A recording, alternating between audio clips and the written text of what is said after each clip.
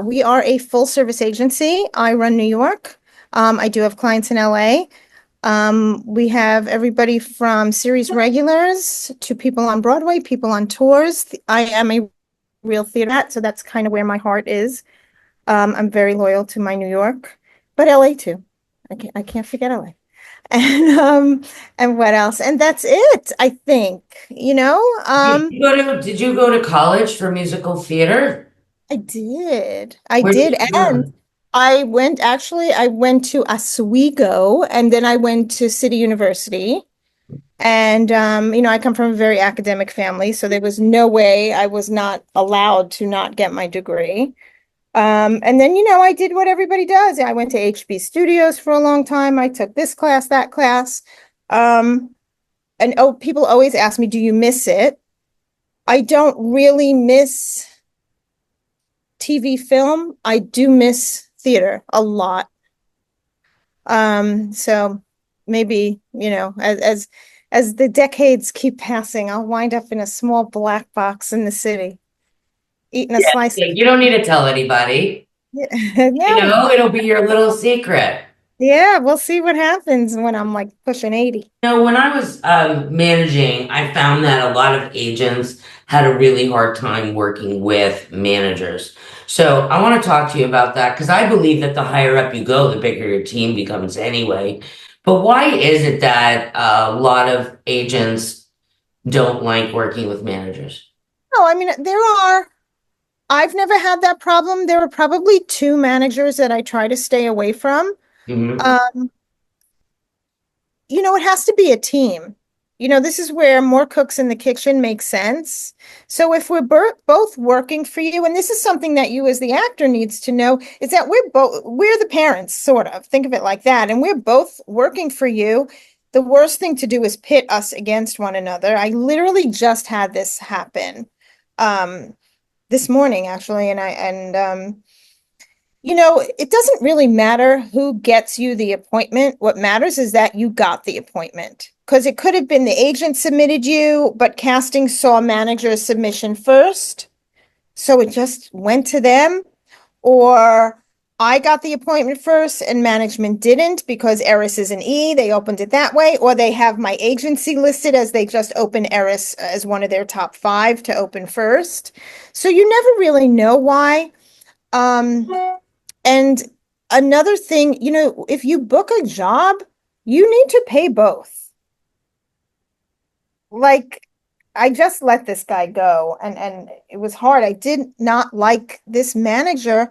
She was so competitive with me, and I had a conversation with her and listen, sometimes, I don't lose my temper, but I was like, really, you're acting like an idiot. And I said, I didn't know her at all.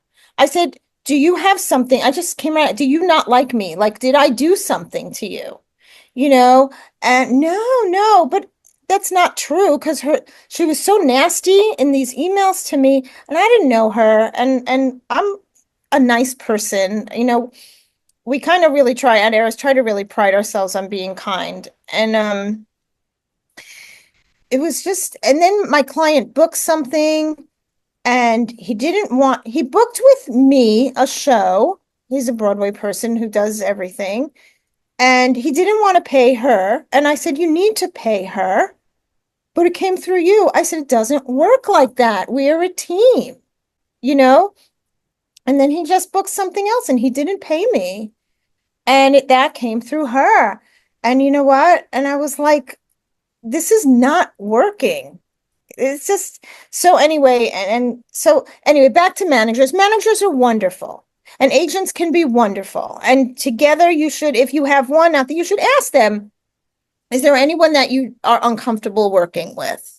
Because we all kind of do the same thing. We include each other on pitches. We can talk about you and how to make your career go this way. So communication is key when it comes to teamwork like that. So it's hard. It's hard for us too. You know, it's not like when Amy and I were younger and auditioning and we could go in the room. That's done. So think how many more tapes and people they see. because Yeah. everything is self-tape. And now think about this. I mean, I'm talking in the day, yellow pad and pencil and Yeah. head you go when you come in with your little black and white headshot. You know, there was something that just came out. It was Krisha. She has that show. For each role, there were more than 5,000 submissions. Wow. Yeah, it's competitive. Doesn't mean that your dream won't happen, just means that you got to be on your game. Yeah, I talk to my students all the time about being at no question. Like there's no question they have to have you, you know? That's like that's beyond the pin. Yeah. Getting beyond the pin because people get very satisfied with just a callback or a pin. That you shouldn't be satisfied with that. You know, it's like that visual of the Olympics and everybody's running together and that one person takes off and they go so far and then nobody's like everybody's like eating their dust because they're so far ahead. And I said that's what you want and that's what makes a champion. It does. You know, Yeah. I have a client and he's on Bold and Beautiful, and I'll never forget this. So when he went to the callback, it was him and it was two other guys, right? So this, and usually that's how it does when it's down to the testing and the chem reads and everything. Is it Marcus? No, it's Okay. Jermaine. Okay. So I called him after it. I said, you know, how do you feel? And he goes, I didn't come here to play. I came here to win. And then, Yeah. I mean, he claimed it. He manifested that. He that mindset is unstoppable. Yeah. You Yeah. know, and I was like, that I said to him, I said, I am just coining that phrase. You Yeah. know, what a warrior. Yeah. Well, we talk about in here all the time, and when I kick people out of class all the time, right, guys? I literally kick them out of class because their homework's not done and they're not at a high level, and then they come back and then they fix it, Mhm. and keep fixing it until you know what it feels like to be at a high level. Absolutely, Yeah. absolutely. And you know, and that's great that they have you to do that. And I tell, you know, people all the time, you need to raise your level. You know, Mhm. even with your readers, you should not be reading with your 9-year-old, you know, neighbors, like the kid, right, next door. You everything needs to be leveled up, needs to Yeah. be top notch, because your reader affects you 100%. Yeah. And you know what? A lot has to do with the prep too, you know? I mean, it's very hard to be a champion if you're thinking about five other things. Like Yeah. you have to just really clean out that funnel and be a clear vessel so that that character can speak through you. And there's just Mhm. no other way to do it. Absolutely. And you know, and it's your voice with their words. You know, don't be somebody else, be you, because they're casting you with the history of what was created, what's on the paper. You know, so Absolutely. it's great. And that'll be in your elevator pitch, kind of like, who are you? Other than, oh, I took this class or I studied with that one. You know, what are you No, about? that's not gonna be in their elevator pitch. Yeah, it's exactly. It's like, I want to know what you're about. Yeah, Who are like who are you? you? What's important to you? What do Yeah. you What do kind of other? person are you? Like I tell people that the second interview is to see whether or not you're insane. Oh my gosh, absolutely. And you Like, know can what? I work with you? Are you high maintenance? Everything's an indicator. Are you Oh, asking too many questions? Are you too much?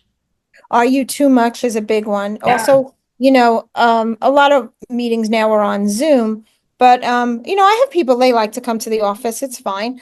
But I can tell the second they walk in, you know, the shoulders slump. You know, everybody can have a bad day, right? We all do. We're human. But you got to leave it at the door. I hope you love this as much as I love doing this for you. Stop worrying about the other guys. They should be worried about you. You want to be hot. Become a booking machine.